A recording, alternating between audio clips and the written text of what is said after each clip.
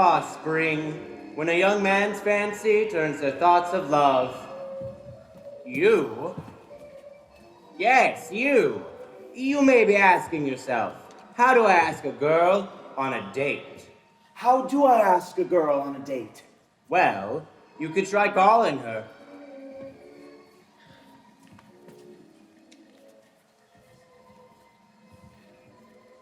Hello, Miss Davis. This is Woody. Alan Woodruff. Could I speak to Anne, please? Hello. Hiya, Anne. It's Woody. Oh, hiya, Woody. Say, I was wondering, would you like to go see the movie Roman Holiday with me this Friday night? I sure am sorry, Woody, but I've already seen it. She's already seen it? Well, that didn't go too well. Why don't we try again, and maybe this time face to face? And remember, be confident.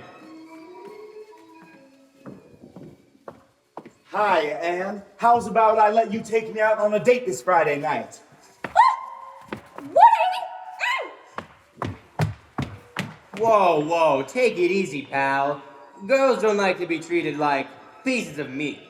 Let's try one more time, and this time ask her in a calm, polite manner.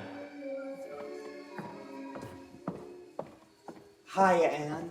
Say, I was wondering, would you like to go with me to the diner this Friday night to grab a milkshake? I'd love to, Woody. Well done, sport. You asked her on a date, and she said yes.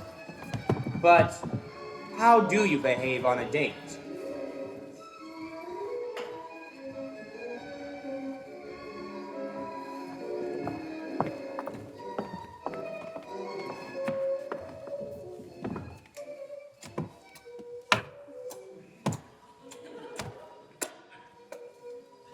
Now, miss.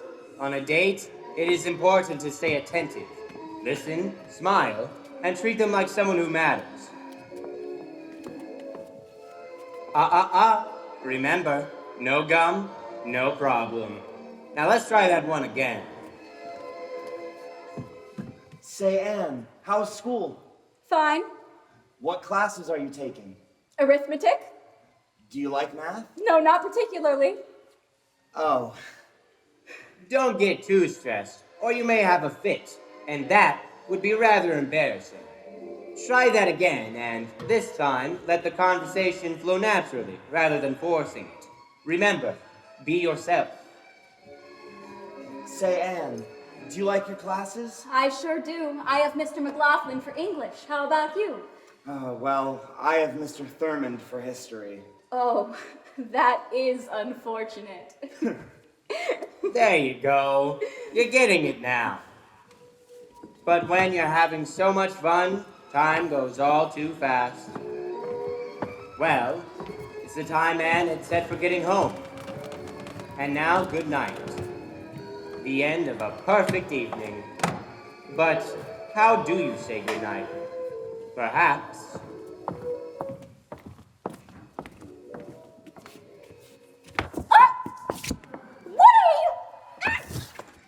But Anne! Or it could go this way. Well, good night. Oh. Just like that. After all, a girl likes to know you've had a good time. So let's try saying goodnight again one more way. Well, it's getting pretty late. Yes, it is. I'd ask you in for a bite to eat if it weren't so late. Let's try and get home in time for a sandwich or something next time. That sure sounds swell. I'll call you next week. You will? Oh, thank you so much. I had loads of fun. So did I. Good night, Woody. Good night, Anne.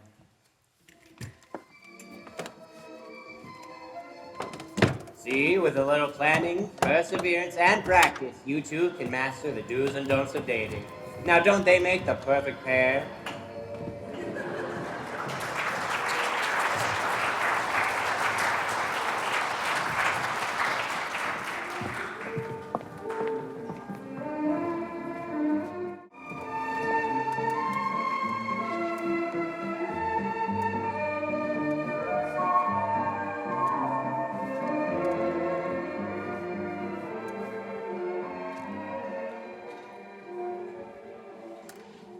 Hello, and this is the news with Steph Newsman. 1 year into the Korean War, outlook is beginning to look promising. U.S. and other UN troops are fighting their way across the Han River into Seal and onto the 38th parallel. The Red Army is fighting desperately. Now it is up to the infantry to clear out the pockets of die-hard communists. With the enemy falling back to the Han River, the United Nations commanders have expected that the Reds will make their stand there. Within 2 weeks of its release, J.D. Salinger's novel Catcher in the Rye rocketed to #1 on the New York Times bestsellers list. This novel has sparked controversy across the nation. A teacher in Oklahoma was fired for assigning the novel in class. The book was banned in Washington high schools as being part of an overall communist plot. The problems began with the frequent use of vulgar language and sexual references. Opponents argue that the novel undermines family values and the morals of society by encouraging rebellion, drinking, smoking, lying, and more. The book is on its way to becoming one of the most disputed novels in American history. King Leopold III decides to abdicate the throne to his son, the Prince, to preserve national unity in Belgium. On August 11th, the king will hand over his royal responsibilities, and the prince will take the constitutional oath necessary to complete the transfer of power. King Leopold III plans to move out of the royal castle and live in Waterloo, away from the new king, to fend off criticism of continuing influence. This is Steph Newsman, and as my good buddy Walter says, that's the way it is.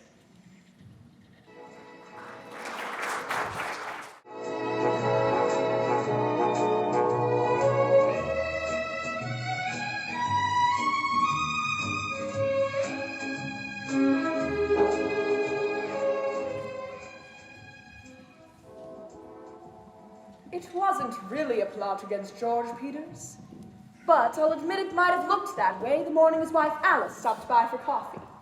We had just been living in our new house for 2 weeks, and I was still ecstatic over everything, especially my dream kitchen. Well, how do you like it? There's only one word for it. Terrific. You know, I'm so proud of it, it's almost indecent of me.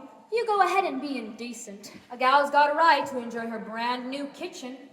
Sure wish I had one. Why so sad? And this isn't the first time I've noticed it. Oh, nothing really. Not very convincing, Alice girl. Well, whatever it is, I've got just the cure for it. There's a sensational sale going on at Watson's. A new hat would be the ideal tonic for you. I'm going down this afternoon for a small spree. How about coming with me? Oh, I wish I could, but it's just impossible. You've no idea how much I've got to do. Remember, I haven't got your dream kitchen to make things easier. Mine is strictly the nightmare type. And I wish George would do something about it. If only there was some way of really selling George on the idea. The fifth freedom, maybe. Freedom from unnecessary drudgery. Freedom to go shopping when the urge hits you, or when there's a sale going on. Well, sale or no sale, I'm swamped. Besides, my mother's been quite ill in Cleveland, and I've been thinking about taking the weekend off to go visit her. Sounds like you've got a lot on your mind. Here, let me distract you. I'll show you a few of my prized beauties. This set makes any day a wash day, and I can do my drying in any kind of weather. Say, is that a real gas dryer? It sure is. Couldn't be easier. Completely automatic. I remember seeing this wash in the magazine ad. Sure wish I had one. Wait a minute. You say you're going to visit your mother this weekend? You know, Alice, my girl, this might prove a very fortunate trip for you. And just for kicks, don't get too far ahead in your housework. Now, why should you have to lay everything out all nice and ready for George and Jimmy, down to the last egg and hen of salmon? Oh, no, I couldn't. I'd have to make things easier for them. After all, you've been going through, this might be the awakening for our friend George. The big, bright dawn. It might do him a world of good to be left alone with Jimmy for 2 or 3 days. In your kitchen. Well, Alice finally got off for Cleveland. Still not too certain she was doing right by leaving George and Jimmy by themselves, even though George was absolutely sure they'd get along just fine. That's That's what he said. Just fine. Of course, when you leave a man to his own devices, he's apt to forget a thing or two. After all, he's grown accustomed to the woman doing things for him. In this case, George not only should have done a bit more thinking about his recipe, but should have kept his eyes on the stove as well. Hey, Pop. Busy, son. I'm making dinner. I think you're burning dinner, Pop. What? Oh, crap. Unfortunately, that old stovetop is so tricky, it's difficult to tell when your dinner's set to boil instead of simmer. But frankly, I doubt if George even knew how to bring things to a simmer. Now, maybe it was the mess, or maybe it was the temperature outside, but George thought he could use a little cooling off, and nice, icy lemonade would be just right. Hey, Pop. I'd take a glass of lemonade. What's with the ice tray here? There's no ice in it. Oh, I guess I forgot to fill it. If only George had bought one of those new ice makers for his Frigidaire. Then he'd never run out of ice. Now, sometime you might ask George, how far is a mile? He'd tell you it's the distance from his kitchen sink to the backyard garbage pail. Oh, come on! Too bad Georgie didn't buy one of those new trash compactors like my husband did. Now, like many men tackling a problem, George was very efficient. Very. A smart way of doing dishes with 2 meals at a time. Jimmy, did you have to take a bath at this time of day? I haven't got a drop of hot water in the sink. I got a stack of dishes a mile high. You're gonna be here till midnight. What's the matter with you? Yes, George was certainly glad that the weekend was over, and it was time to pick up Alice at the train station. Alice had been away for all of 2.5 days, but the way she was welcomed back by George and Jimmy, you'd think she'd been gone a month. Alice, sweetheart. Why, George, you're acting like you did when you were 16. Promise me you will never leave us alone for that long again. I missed you too, darling. And I've been thinking, maybe it's time we update some of the household appliances. The hot water heater, for example. Maybe one of those new trash compactors. Why, George, I am so happy you say so. I thought we'd never get new appliances. Well, I think a man should appreciate his wife. Buy her new appliances to make life a little easier. You work so hard making us dinner and taking care of us. I'd like you to spend a little more time relaxing and enjoying yourself. Did something happen?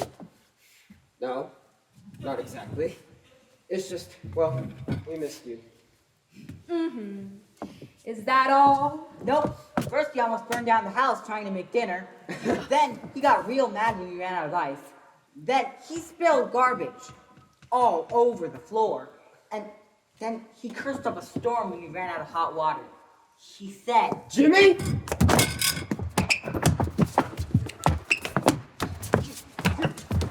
Well, Alice Peters got a new kitchen after all. Nothing a little womanly wisdom couldn't cure.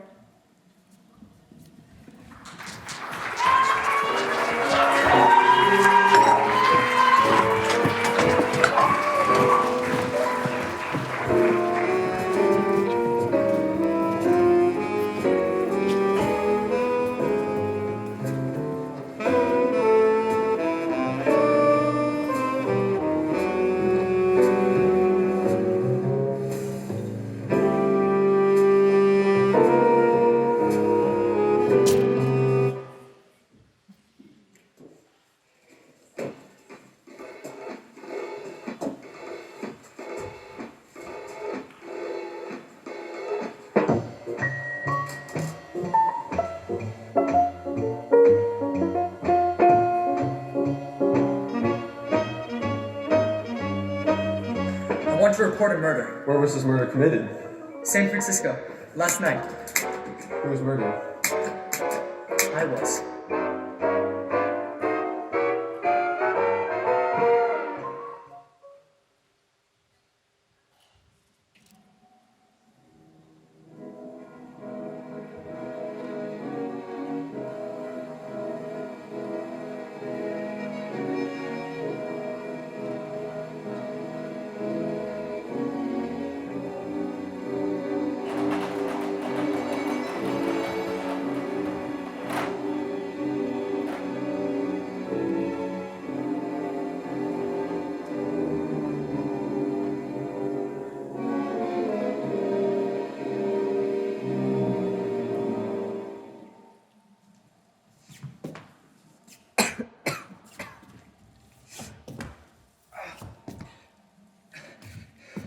I want to report a murder.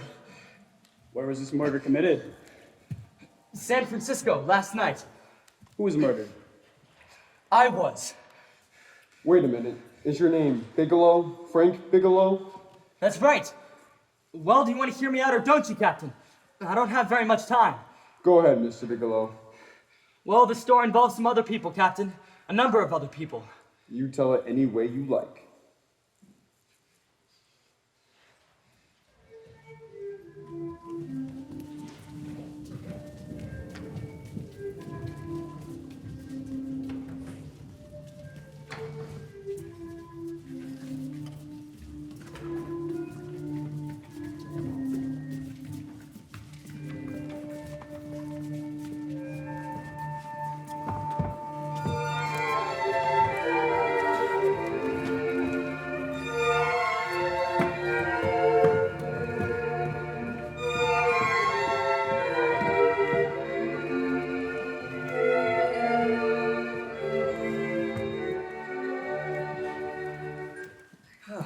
I don't think we took any depreciation on that new equipment last year. Oh, no, we didn't.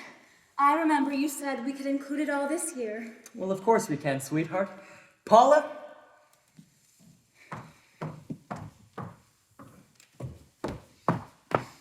Yes, Mr. Bigelow.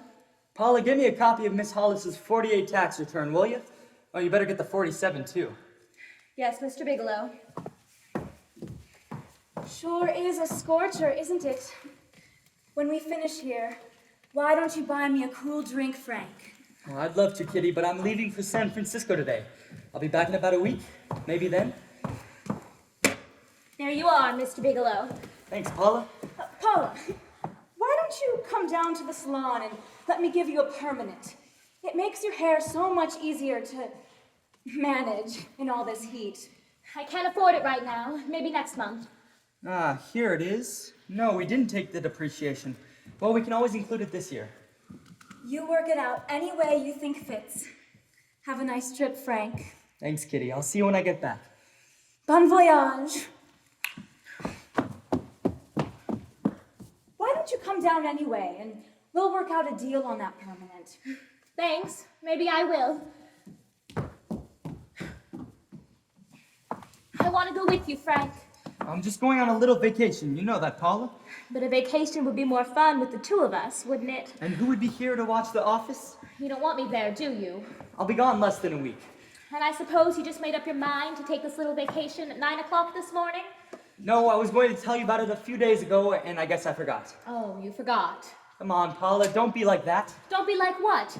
You just dropped this little announcement that you're going away. Not tomorrow, or next week, or next month, but today. No explanations, nothing. I just want to get away from this town for a few days, that's all. Get away from this town or get away from me? Come on, Paula, try to understand. How can you ask me to understand? Just go. But don't expect me to be waiting for you when you get back. Paula, please, come on. Turn around. Look at me. Come here. Why do you do this to me, Frank? Why can't you just be honest with me? Do you have to go? I'm going, Paula. You can go to blazes for all I care. Come on now. Fix your face. I know. I'm being foolish. It must be the heat that's got you all worked up. Now, I'll tell you what. If it doesn't cool off for the rest of the week, close the office early. How's that?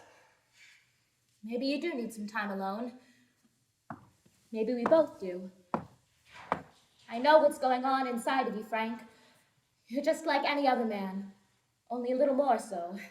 You have a feeling of being trapped, hemmed in, and you don't know if you like it. Look, Paula, I'm gonna be honest with you. I know you had a bad experience. I know all about it. But you don't know what it can do to two people, Paula. And the woman always gets hurt worse than the man. I don't want you to get hurt, darling. More than anything in the world, I don't want you to get hurt. I thought we'd be married by now, Frank. It's been 3 years. Is now the right time to talk about this? No. Good girl. Just go. Go to San Francisco. I don't like it, but I'm convinced that you must go. I want you to be very sure, Frank. If it's right between us, and I believe it is, then we'll have something really wonderful together. If it isn't, well, we should both know it as soon as possible. So you see, even if I could stop you, I wouldn't do it now. Smart girl, Paula. Don't worry yourself about it, and I'll be back in a few days.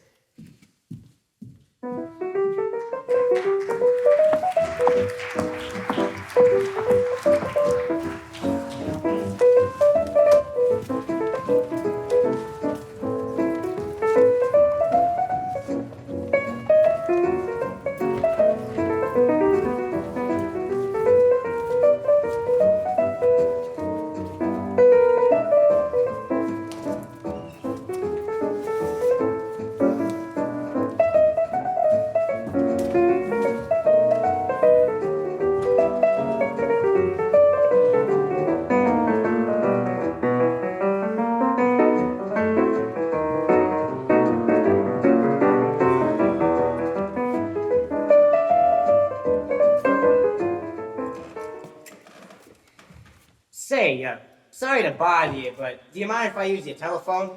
Oh, no, go right ahead. Yeah, I'm just right across the hall there. One of the boys has been on for half an hour. Ask for me to call downstairs. Oh, sure. Oh, yeah, this is, Mr. Room service, please. So, things really picked up the last few days, huh? You right at much business? Well, I'm not here on business. Oh, yeah, this is Mr. Haskell and 617. Can I get some more bourbon and scotch and ice? All right, thank you. Not here on business. What brings you to San Francisco, then? Is it always like this around here? Nah, it's market week. It's the last day, too. Whole town's ready to cut loose. Be here all by yourself? Yes, I just got in town. Well, I'm Sam Haskell. Well, I'm Frank Bigelow. You want to come on over to my room, have a few drinks? Well, I don't want to barge in on your party. Nah, it's no party. Just a few of the boys entertain some pretty buyers. Yeah, it's no party. Come on. Well... Come on. You're here on vacation, aren't you? All right. Yeah, just a moment. Yeah, sure, no problem. Hello? Hello? Oh, hi, Paula. Hi, Frank. How was the trip? Fine, just fine. Having a miserable time, I hope. I don't know, I just got in. Come on, Frank. I got a name with your drink on it. What was that? It's market week. The place is crawling with traveling salesmen. It's a long distance from my office in Sacramento. Give me a minute and I'll take you over on that drink.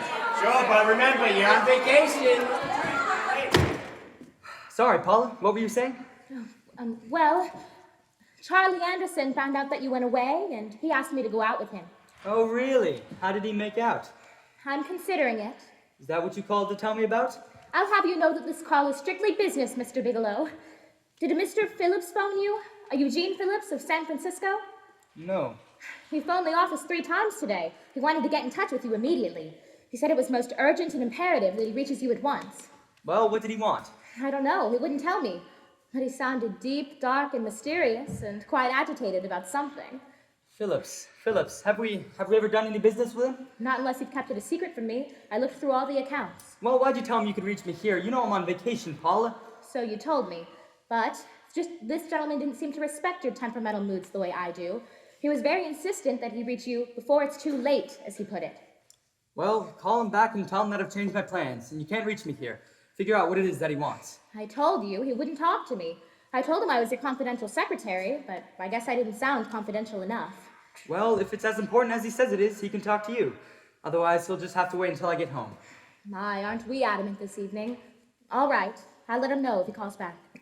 Oh, and Frank? Yeah? I don't quite know how to say this. Say what? Well, what I want to say is, there's nothing you could ever do that you have to feel guilty about, okay? Sure. Thanks, Paula. I'll call you tomorrow.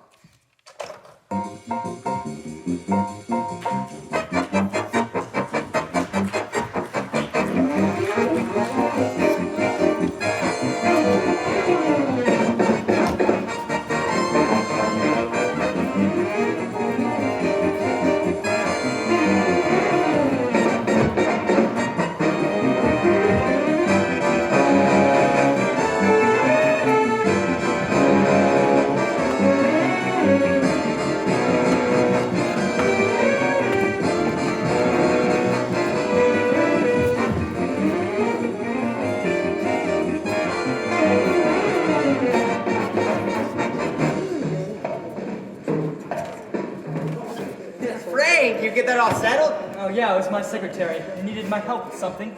Sometimes I wonder what it is I'm paying her for. You're funny. Hey, everyone, quiet down a minute, will you? Quiet down. Hey, this is Frank Bigelow. Frank, that's Billy Welch. Hello. How are you, Mr. Welch? Glad to know you, Bigelow. And this is Jane Carlisle. Hello. Jane's the prettiest buyer in all of San Francisco. Yeah, I can see. Hey, I resent that. You don't think I believe him, Elaine? He's first off from coast to coast. It's good for my morale, anyway. Well, I think you're both stunning. I'd buy what you're selling. He's not selling anything. He's here on vacation. Vacation? Why, you don't even have a drink in your hand. You're gonna need a lesson on how to let loose, Bigelow. Hey, how's about a little bourbon? Oh, sure, that's fine. Bourbon it is. How's he doing, Suze? There's nothing wrong with Harry's rumba that a few strong drinks couldn't cure. This is Sue, my wife, and Harry.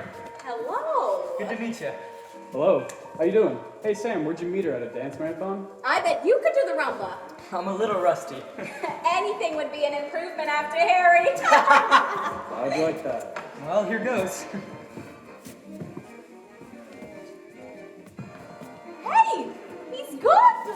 Hey, my wife. She's good, ain't she, Bigelow? Yeah, sure. Hey fellas, I thought you were gonna show us a good time tonight. Is this doing the town? That's right. We practically bankrupt our stores to buy everything you got. Then you keep us cooped in this hotel room. I agree. This is my last night to Howard before I go back to being a dutiful housewife.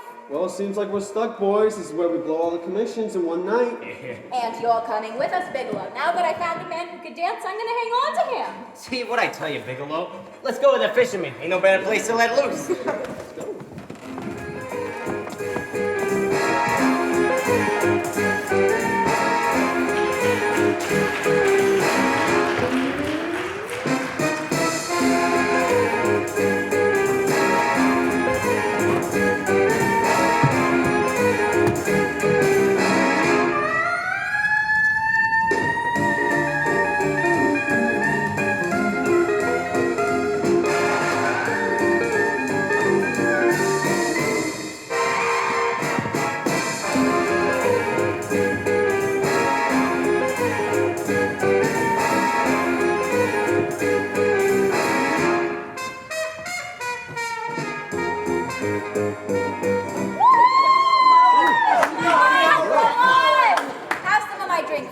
Oh, no thank you. Come on now, live a little. Hey, watch where you're going. Excuse me. Where are you going, Frank? Excuse me? What'll it be? Bourbon and water, no ice, and some napkins too. Nice quiet place you got here. Where do they hit the pitch in about an hour? That's when they really go out of their minds.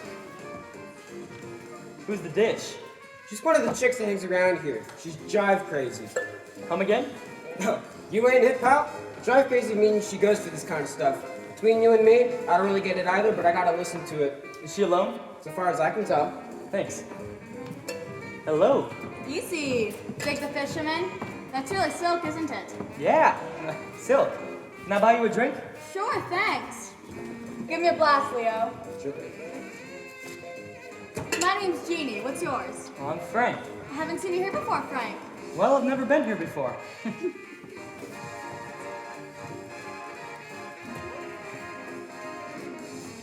Thanks.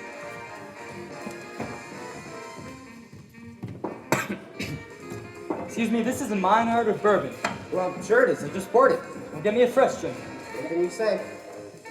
Oh, listen to that. Feel those vibrations. Yeah, I feel them. You don't get your kicks out of this, do ya? I can live without it. Why do you stay here? I bet you could guess one reason. So, you're lonely in the big city. No need for a routine with me. I like good company, too. Say, there's some people here I want to avoid. How about we get out of here? Show me around the town. But I just got a fresh drink. Well, let me help you with it. All right. But I picked the next joint. I got a bandit that'll really send ya. You got it, Jeannie. Easy.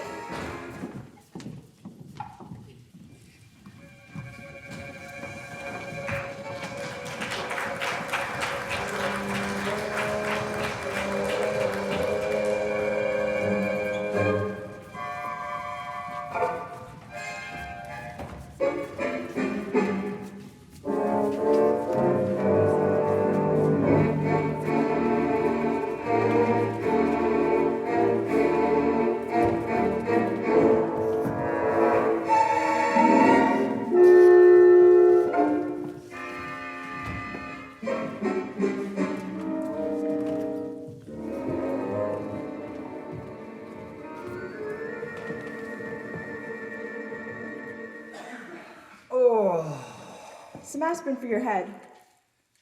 And this will help settle your stomach. Thank you, doctor. I hope you don't mind me barging in on you. This is Detective Lewis. He just has a few questions for you. Sit down, Mr. Bigelow. Is something the matter? Dr. Schaefer informs me you aren't feeling well this morning. A bit of a bellyache? Well, it isn't exactly an ache. It's kind of hard to describe the feeling. Too big of a night, I guess? What brings you to San Francisco? Vacation. Vacation? Yes. Dr. Schaefer tells me you aren't married. That's right. Well, do you have any family? Friends here? Anyone in San Francisco?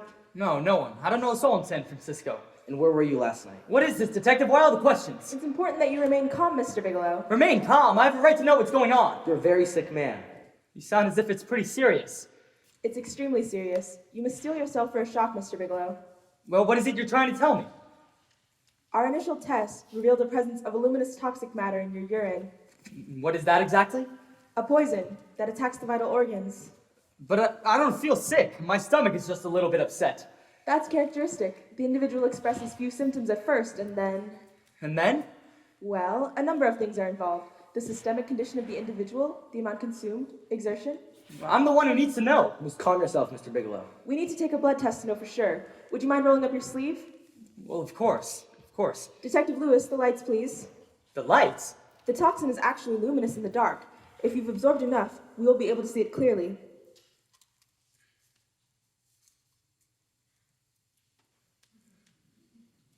You've got it all right. Your system has already absorbed it. Are you sure, Doctor? Are you absolutely sure? Couldn't there be some mistake? I want you to understand that we wouldn't tell you something like this unless we were absolutely certain.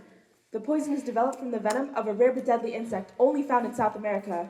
I've only seen it once before on this continent, but the effects are unmistakable. I wish there was something we could do, Mr. Bigelow. Wish? What do you mean, wish?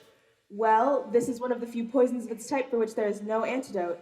A bite from the insect kills within a week if untreated. But with the amount in your blood, you've only got a few hours. 6 at most. 6 hours? Well, you're telling me that I'm dead! You think you can explain my life away in just a few words? There's nothing that can be done now. Had it been caught in time, we might have been able to flush out your stomach. But you've had it in you for some time now. For at least 12 hours, haven't you, Bigelow? I don't know. You don't know? No! Don't you know how you got it? No! This was no accident. Somebody knew how to handle that stuff. The poison is tasteless and odorless. With the amount of alcohol in your body, you must have got it in liquor. I'll arrange for your admission to the hospital. We will do what we can to make you comfortable. I'll put in the call to homicide. Homicide? I don't think you fully understand, Bigelow. You've been murdered.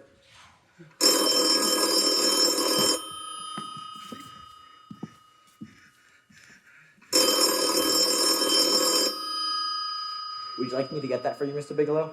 No.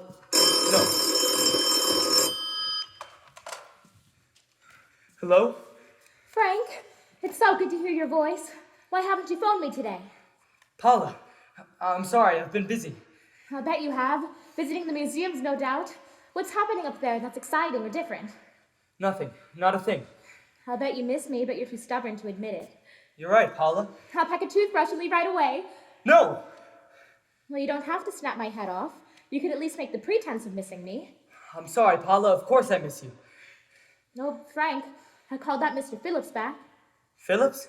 Yes, you know, the man who was so desperate to reach you yesterday. Well, I'm afraid you'll never know why it was so important. I called back his office this morning, and they told me he died. Died? When? Yesterday, last night.